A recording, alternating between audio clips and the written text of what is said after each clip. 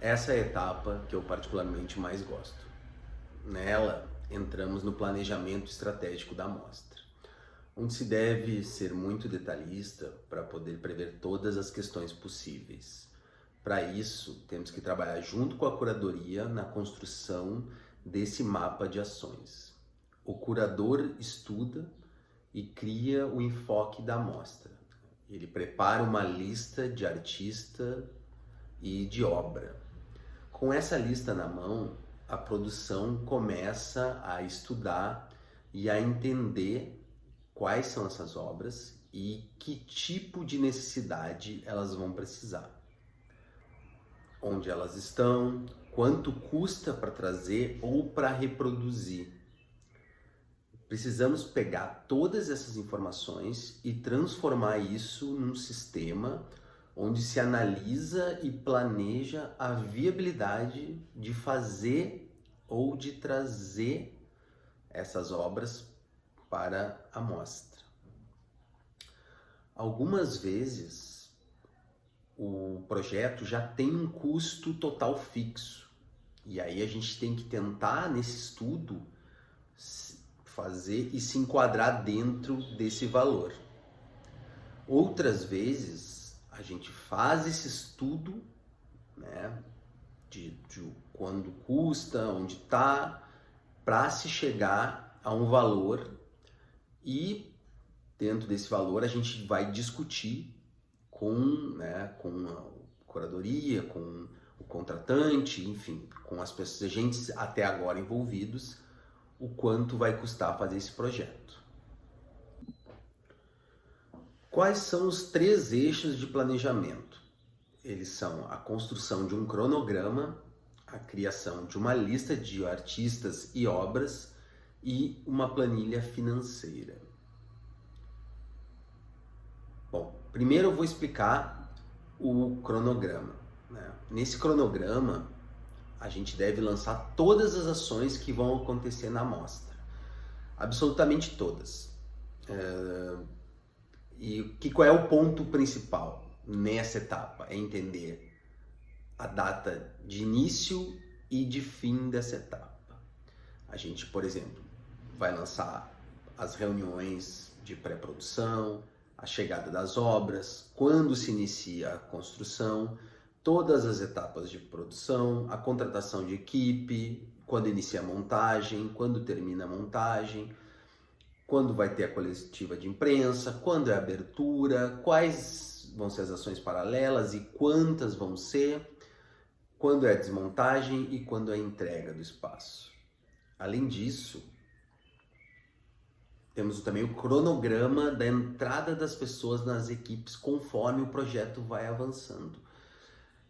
A gente faz esse exercício para saber, né, quantas pessoas a gente vai precisar e quando essas equipes vão começar a trabalhar.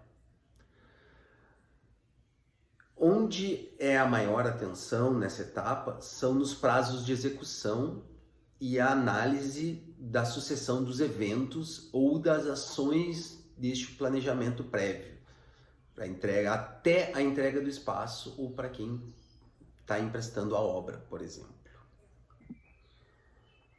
Bom, agora que a gente já viu o cronograma, a gente vai pensar na lista de artistas. O curador vai nos passar uma lista de artistas e de obras que ele definiu, né? E aí, junto com ele, a gente vai começar a fazer um estudo detalhado, né? A gente vai saber onde essa obra está,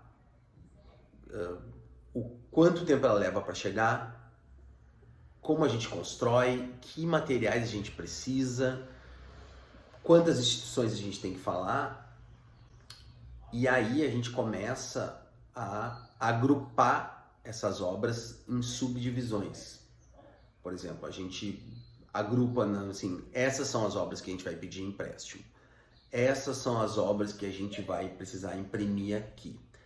Essas são as obras que vão ser construídas. E aí a gente analisa, né, por exemplo, se o artista precisa vir, se o artista precisa que venha outra pessoa acompanhar a montagem. E assim, quando a gente pega uma lista de obras e de artistas, a gente tem que colocar o maior número de informações que a gente precisa para executar e para montar essa obra, né? Onde ela vai ficar, onde ela está, quais as necessidades particulares dela. A gente lança todos esses dados relevantes numa planilha que eu vou mostrar agora para vocês.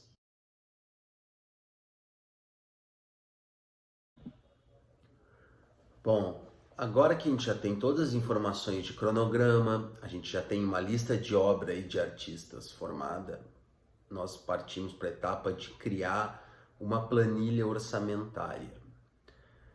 Aqui, nessa planilha orçamentária, a gente vai conseguir lançar item por item e saber o valor de cada artista, de valor de cada obra de arte, quanto vai custar para fazer essa execução.